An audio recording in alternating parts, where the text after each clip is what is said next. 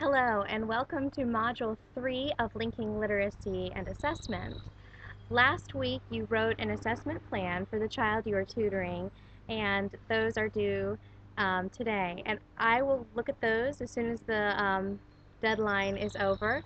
I will look at those all at once and get a really quick turnaround on those assignments so that you can use my feedback um, before you assess the child that you are tutoring.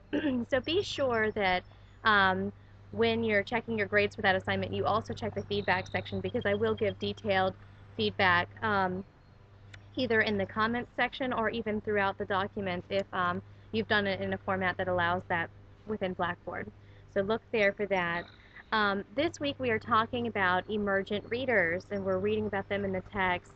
Um, you are responsible to read all of the course content, the links and media, and to watch these videos that I provide in the class and read all of the announcements.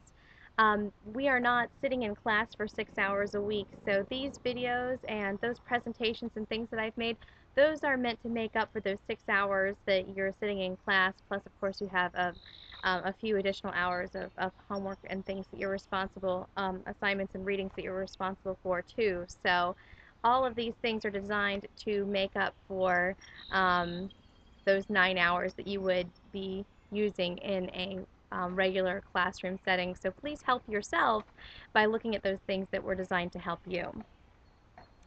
I wanted to mention the discussion forums that we've been having. They have been really great so far. I even saw some respectful disagreement amongst some of our classmates, and I think that's really wonderful if you can um, go in there and find something that if you do disagree with it, then you can disagree with it in a respectful way, and that's great. We don't have to agree with absolutely everything that everyone writes. In fact, I will not always agree with everything you write to, and I might have to, put my opinion in there as well, and hopefully you'll find my feedback respectful and positive um, as well. When you do put an opinion in the discussion forum, you can back that up with information or quotes from the texts or from your personal and professional experiences that you've already had as a teacher or as a parent, and that helps validate your opinion or your argument. It helps just back that up and provide, proof that what you're saying has some validity. So be sure to um, back up your opinion with actual evidence, and that way you're not just kind of throwing out opinions out there. So, and that's also a part of our rubric is that you provide those things. That's in the exceptional category. Um, I want to mention this again, and I'm sorry if you're hearing this for the third time, but I've seen it come up in the discussion forum and even in some of the assessment plans. Remember that a running record in this class, we're talking about running records of reading, only literacy. These are not running records of behavior, even though you have heard about those in another class. If you have any questions about that, your Gillett text and also your DLI explains that thoroughly, and I've mentioned it in other videos, so please go back and watch those if you missed it.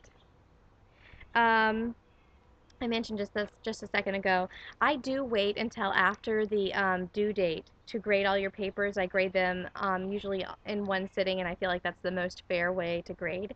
So, and I usually try to get a quick turnaround on your grades and your feedback so that you can use it for the next module. But I will not usually look at those prior to the due date, just out of fairness and respect to everyone in the class. Um, you will have um, lots of time to assess this child that you're tutoring. In fact, all of these assessments are actually due with your assessment-based instruction plan that is due in Module 5. So we're on Module 3 now. It's going to be due in Module 5.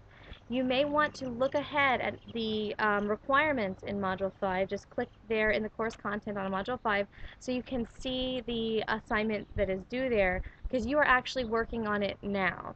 So you're taking a couple weeks to assess the child, and then you're going to be writing a paper about that.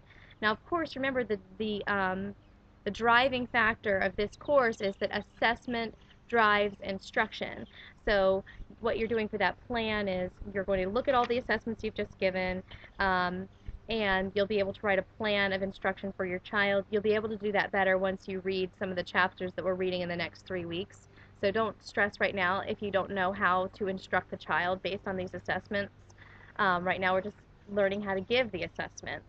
Um, but you may want to go ahead and just look ahead at the requirements so you know what is expected of you in Module 5. That is not just a 1 week assignment. You are working on that for a few weeks, so don't leave it all to the last minute. Um, when you are assessing the child, remember to look for signs of frustration. If they do get frustrated or if they miss the required number of questions and hit that frustration level, go ahead and stop. You can move on to a different test, perhaps an easier test, or you could just stop for the day and come back another day. You do have plenty of time to give these assessments, so just remember that we're not trying to frustrate children too badly with these, or frustrate you too badly with these. So let's not. We don't have to push them that far. Um, a lot of the assignments, in fact, almost all of them in this class, are due an electronic portfolio that you turn in your senior year. I believe it's called your senior portfolio. So as you're doing these assignments and even your discussion boards, remember to keep those and put those into your electronic portfolio.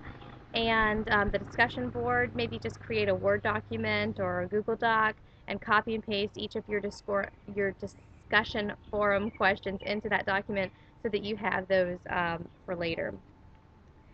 Um, Talking about the portfolio that's due in this class, please remember to date everything and fill out on the top of almost every assessment. There's a place for name and date and a bunch of information. Please fill that out every time so that you have that when you're getting ready to put together your portfolio for your student. When the student does any work, and you're going to be turning that in again in Module 5 and some other modules as well, you either need to scan that in or provide a high quality photo and include that within the document that you're writing. So a smartphone is not a high quality photo. An iPad is not a high quality photo. It needs to be, with a high quality camera or a scanned in document. Really, I'm just looking to be able to read it, but when you blow up a smartphone picture, I can't always read the handwriting of the child or your handwriting. It becomes a little pixelated and fuzzy. So make sure that when it's enlarged, that it's legible. Um, I do want to mention that the drop window is open at this time if you did decide to drop this class. I hope everybody sticks with us, but if you drop this class now, it is better than if you were to just stop doing the work. If you were to stop doing the work at this point, then I would be required to issue a failure for non-attendance, and you don't want that. So if you are thinking about dropping it, go ahead and drop within the drop window time so that you don't have to get a failure for non-attendance. A lot of your classmates have asked some really good questions in the questions for the professor forum. Be sure to check that out from time to time. There may be a question that somebody has asked that's been answered that you didn't even know you had, and if you do have questions that would help the entire class, go ahead and ask them there so that I can answer those one time and get that information out to everybody all at once. Let's talk about your assignments for this week. Again, we're talking about emergent readers. So you have a discussion board this week, and what you'll be doing in there is answering the question, is the child that you are tutoring an emergent reader? Why or why not? So when you give those first assessments, go ahead and answer that question. If you think they're an emergent reader, base your answer on those assessments, and even you can give some numerical results of those tests to back up your answer. If your child is obviously not an emergent reader, maybe you've got a second grader or a third grader that is you already know is not an emergent reader, and you won't even be giving the emergent reader test, that's fine too. Go ahead and write about that. I'm not even giving the emergent reader test. I already know she has read this book to me, so I know she's not. And your Gillette text actually gives you some pretty good ideas of the difference between an emergent reader and a beginning or fledgling reader. So if you do that reading and answer those questions, um, you'll be able to back that up with information from the text.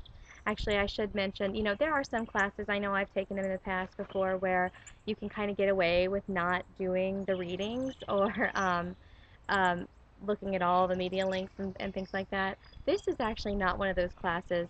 You will need to do the readings in this class and be able to support your answers with that kind of information. It's just so important that you know this information because you are a teacher and because this impacts children in the future and it also impacts the child that you are tutoring. We need you to know all that you need to know to be able to complete these assignments appropriately for that child. Um, your second assignment is actually a pretty quick one. You just need to just go in there and write a little statement that says, I have begun to assess my child that I'm tutoring. So that's pretty easy. You don't have to include any of the assessments or even tell me what assessments you're giving. Just, I have begun to assess my child by the end of Module 3. So that's a pretty quick one, too. Um, your extra point activity for this week is to go into the ongoing tutoring discussion forum and post a link to either a website that will help a teacher of an emergent reader or will help an emergent reader. So you can find a website that has information for teachers of emergent readers, maybe how they learn or different activities that you can teach them, or maybe you find a website that an emergent reader could actually go on the computer and play those games or activities and learn from them as an emergent reader.